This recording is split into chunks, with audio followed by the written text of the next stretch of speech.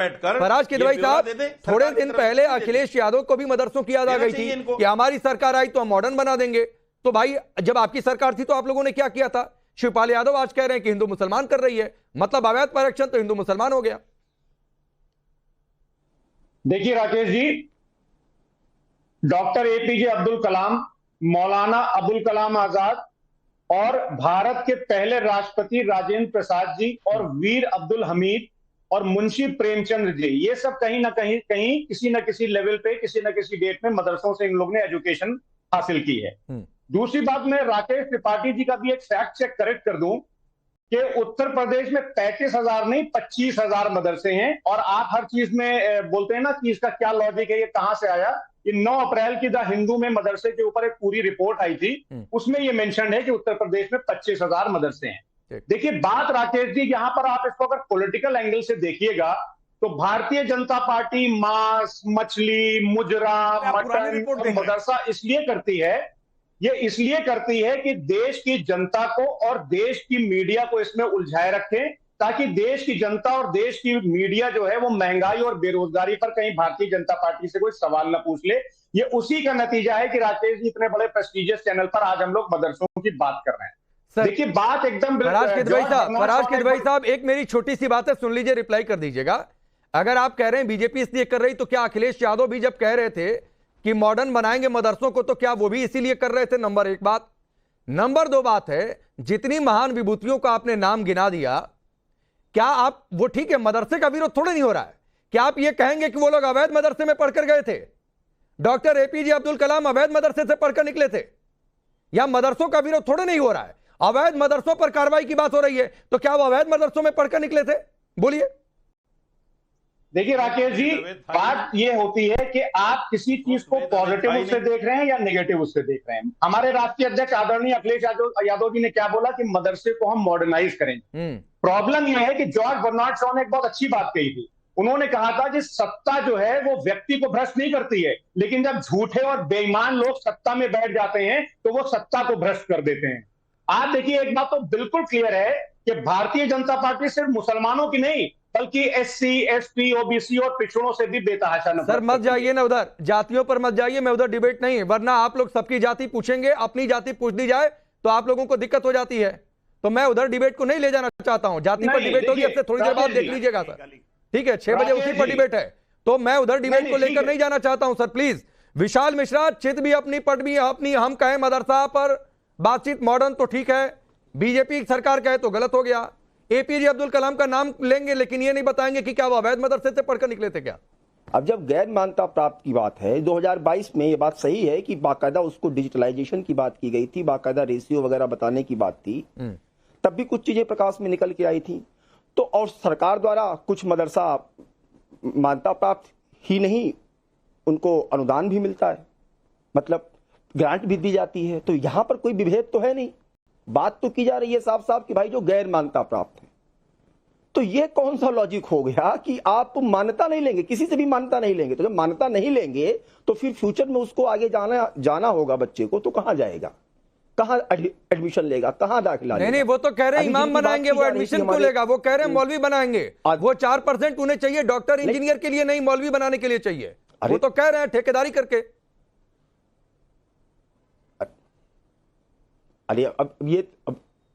अरे तो गार्जियन जो पेरेंट्स हैं, उन पेरेंट्स का जिनका बच्चा है, अगर वो पेरेंट अपने बच्चे को डॉक्टर बनाना चाहते हैं तो वो कहां जाएगा, कैसे दाखिला लेगा?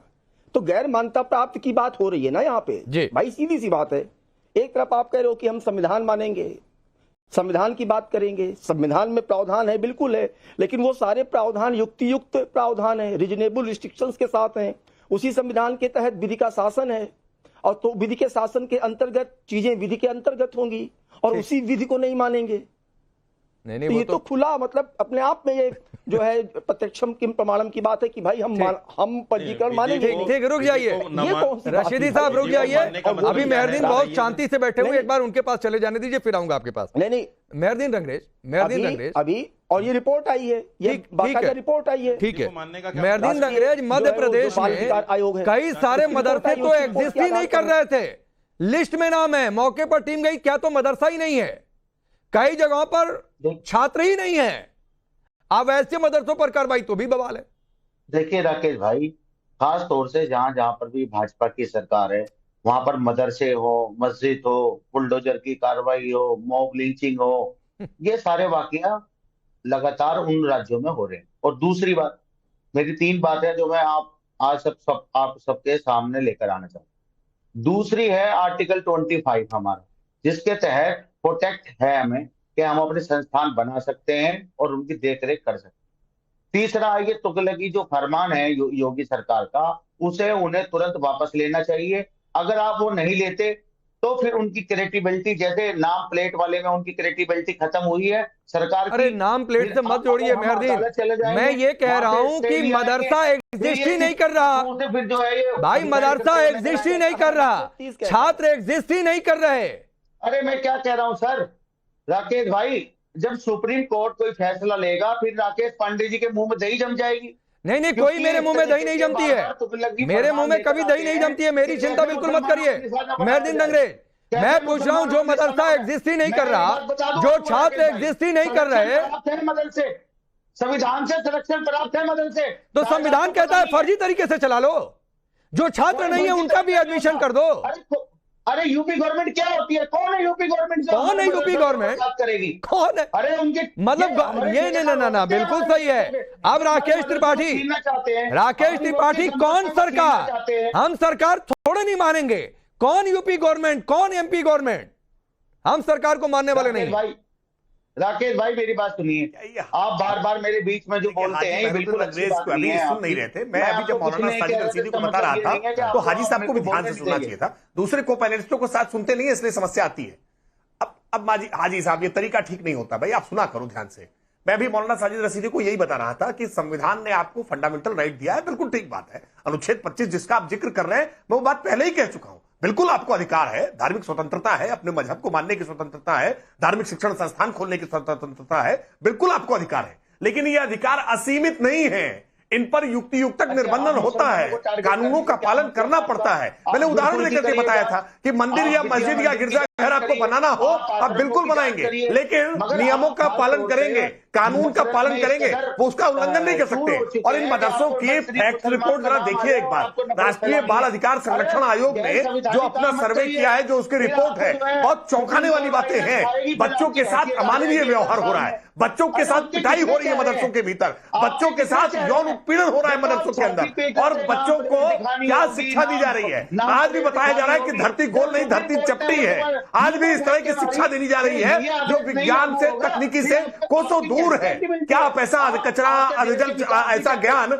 जैसा आपने स्वयं प्राप्त किया है वैसा ही देकर के क्यों कौम को बदनाम करना चाहते हैं? ये हाजी मेहरुद्दीन अंग्रेज हो या मौलाना साजिद रसीदी, ये सब ऐसे मदरसों में पढ़े हैं। और मेरी आखिर में साजिद रशीदी जी, वक्त इतना ही है, लेकिन एक बात आपसे कह दूं सर, अगर आपको लगता है कि मदरसों में ही पढ़ना चाहिए तो आप जाकर उन पेरेंट्स के घर जाइए और पूछ लीजिए भाई आपकी इच्छा क्या है। अगर वो चाहते हैं मदरसे में ही, तो जिद क्यों है कि अवैध मदरसे में ही?